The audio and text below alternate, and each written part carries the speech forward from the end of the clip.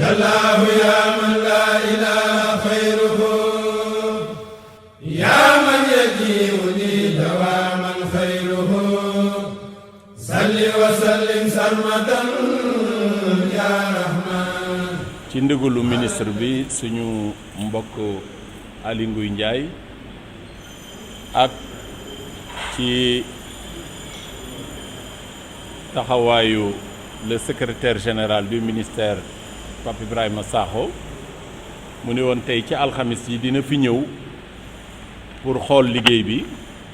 nemmeeku tamit fi ñu toll xool tamit ak comité bi nga xam ni moom moo fi nekk muy comité de pilotage bi nekk fii ci barab bi xool li nga xam ni moom moo fi ne ngir waajal événement bi nga xam ni moom la ñu dëgmal événement bi muy ubbiteeg jumaa ji nga xam ni ñoo ngi ko jàpp le 27 ci weer wi di ñëw muy mois de septembre tombeek ajjuma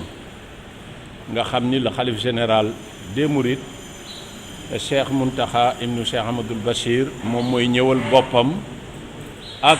njabootug Serigne Touba gi yëpp ak kilifa diine yi nekk ci réew mi yëpp ak ay mbokku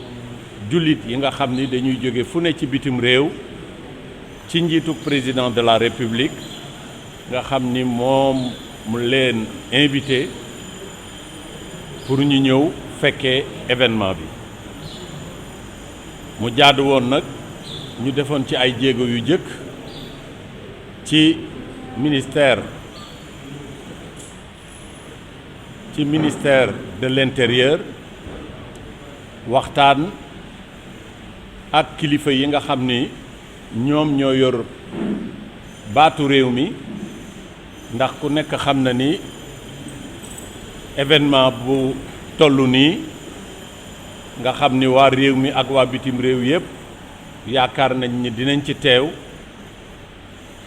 xalifa bi jóge Touba ànd ak mbokkam yépp ak jullit yépp ñëw teew fi jaadu na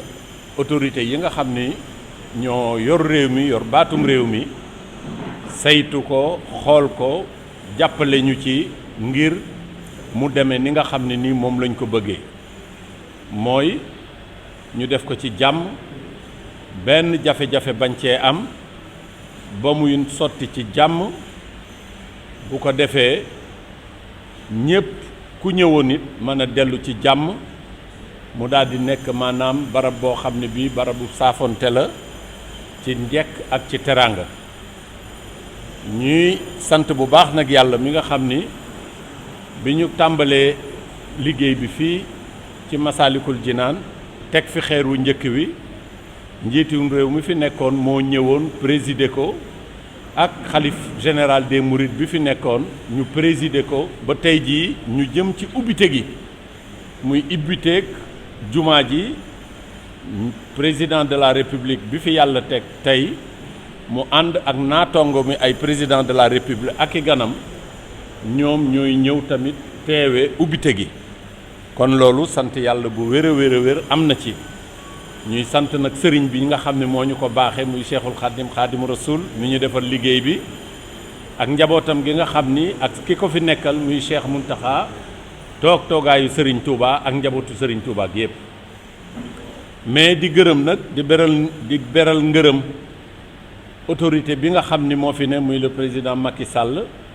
ak ensemble gouvernement parce que lii gouvernement rek moo ko man ndax rassemblement bu toll nii jëlale naa sax commodité yi nga xam ne defal nañ ñu ko ci biir jumaa ji muy lépp loo xam ne lii soxla woon nañ ko ci ay làmp ak i tali yu wër jumaa ji ak aménagement extérieur ñu defal ñu ko jaarale ko ci AGEROUTE ak service yi nga xam ne yi AGEROUTE contacté na leen ba ñu rendre ko nii nga xam ne bii noonu la mel monsieur le gouverneur ñu la koy seereel ci turu sëriñ bi turu xalifa bi sëñ Mountakha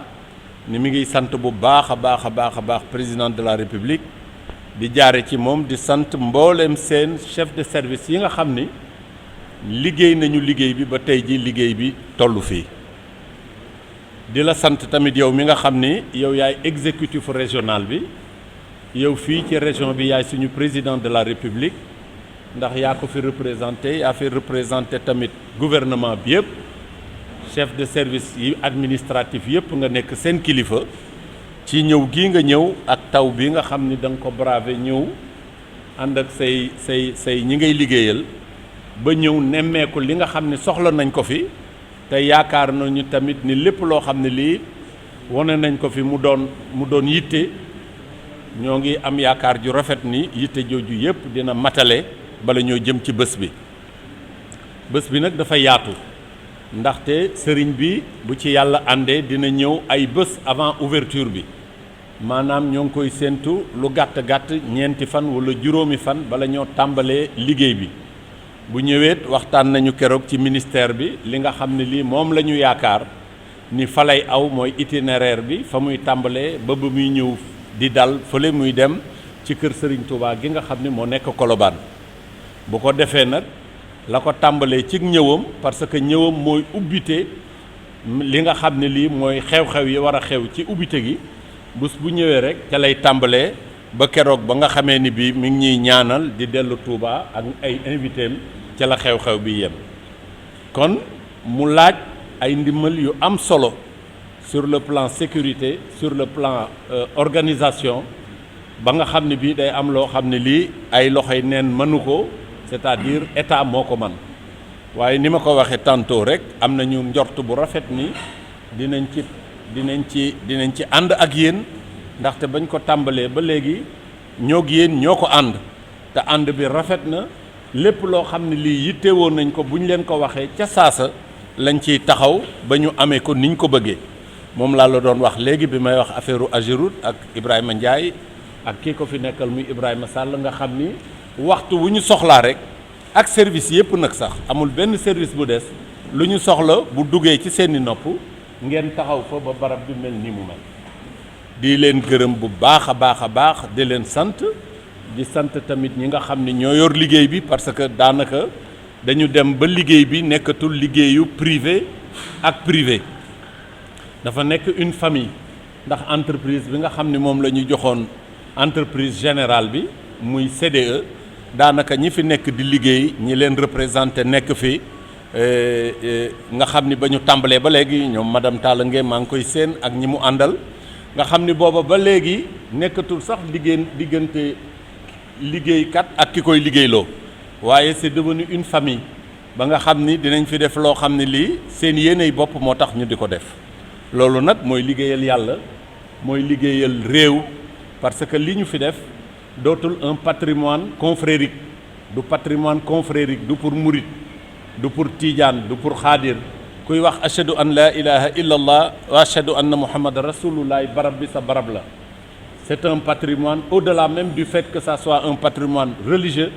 mais nekk na un patrimoine culturel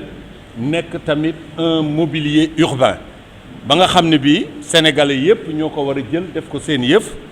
mu nekk loo xam ne lii nekk na ci xolu Ndakaaru nekk ci réew mi nekk propriété kuy sénégalais loolu mooy état d'esprit bi nga xam ne sëriñ bi nga xam ne mooy suñu kilifa loolu boobu état d'esprit la am te it ñëpp xam nañ ni boo xoolee sax ci palanteer yeeg bunt yi ñoo ngi ci bind indal masajida lillahi fala tad'u ma'a allahi ahada kon jàkk ak juma yàlla moo ko moom te yàlla nag juma ñëpp ñoo xam ne wala jàkk bokk ci diine yonent bi sallallahu alayhi wa sallam ci nga bokk kon lii du moomeelu kenn moomeelu diine la moomeelu lislaam la waaye nag Serigne Touba moo ko defal lislaam moom mi nga xam ni dañ ko fi indi woon bi nga xamee ni am na ay jafe-jafe ak colonisateur bi ñu déporté ko yóbbu ko Gabon mu jaar fii ci Ndakaaru am fi ñaari guddi muy guddi yu muy fàttaliku ba tey nga xam ni nee na bu ko fàttalikoo xelam dem ci mu jóg pour def guerre waaye nee na yonent bi sallallahu alayhi wa sallam moo koy dissuadé xam naa loola nag ci liggéey booba ak coono ba ak ndimbalu suñu boroom ak mbégum yàlla ak yonent bi sallallahu alayhi wa sallam la ko yàlla fayee fii ci biir Ndakaaru monument bu toll nii nga xam ne amul benn monument bu ni toll wala bu ko gën a valeureux loolu daal en introduction monsieur le gouverneur monsieur le préfet et les chefs de service mooy li nga xam ni doon nañ ko ci tàbbal di ko ci wax et pour suñu mbokk journalistes yi ñu defal leen benn genèse rek boo xam ne bi un résumé assez sommaire loolu mooy illay daje bi tey loolu tamit mooy li nga xam ne daje bi li nga xam ne moo ko ëmb mooy barab bii ñu toog ak jëm ci li nga xam ne lii mooy dañuy jébbal ouvrage bi ki ñu ko santoon muy la xalif général des Mourides bu ko defee mu ñaanal ñu ñaanal réew mi ñaanal njiitu réew yi jàmm am fi ñépp juboo yàlla indi fi ay xéewal ndax jàpp nañ ni lii bu noppee ba ñu jël ko utiliser ko yàlla mën na def jàmm rek dox ci réew mi ak i xéewal. Nous sommes donc venus accompagner des autorités du département, de l'arrondissement, donc le préfet, le sous-préfet, mais également de quelques services techniques ainsi que des services de sécurité pour nous entretenir avec le comité de pilotage, pour nous enquérir de leurs sollicitations, de leurs attentes, de leurs souhaits et pour surtout apporter les réponses qu'il faut, mais à la suite de cela, engager nos services pour que la cérémonie d'inauguration se déroule dans d'excellentes conditions. Nous sommes donc venus, nous avons vu, nous avons entendu